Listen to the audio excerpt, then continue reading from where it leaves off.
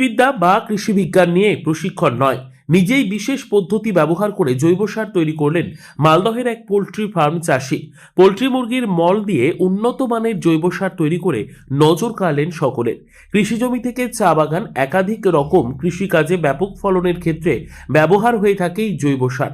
ফার্মের মধ্যে poultry compost পদ্ধতি ব্যবহার করে এমনই উন্নত মানের জৈব সার তৈরি করছেন পোল্ট্রি ফার্ম চাষিরা।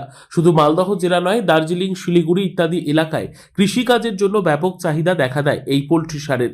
বাজারে প্রায় 30 থেকে 50 টাকা কেজি দরে বিক্রি হয় সার। বিশেষ কোনো বিনিয়োগ নয়, মুরগির মলের সঙ্গে ধানের গুঁড়ো, কাঠের গুঁড়ো মিশিয়ে তৈরি হয় এই বিশেষ সার।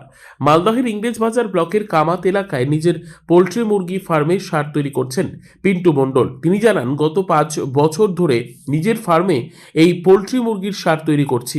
আলাদাভাবে বিনিয়োগের প্রয়োজন পড়ে না। পর্যাপ্ত পরিমাণে মুরগি বড় হওয়ার পর ফার্ম পরিষ্কার করে মুরগির মল দিয়ে এই সার তৈরি করি। এর ফলে আলাদাভাবে বিকল্প আয় হয়ে যায়।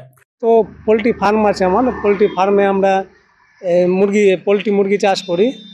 তার নিচে আমরা কাঠের গুঁড়ো, হ্যাঁ, আর ধানের তুষ মিশিয়ে আমরা ওদের বসার জন্য জায়গা করি। ওই জায়গাতে মুরগিগুলো পায়খানা করে, তো পায়খানা করার পরে যখন মুরগি লোড হয়ে যাওয়ার পরে ওগুলো মালগুলো আবার আমরা বাইরে রেখে দিই জমা করে।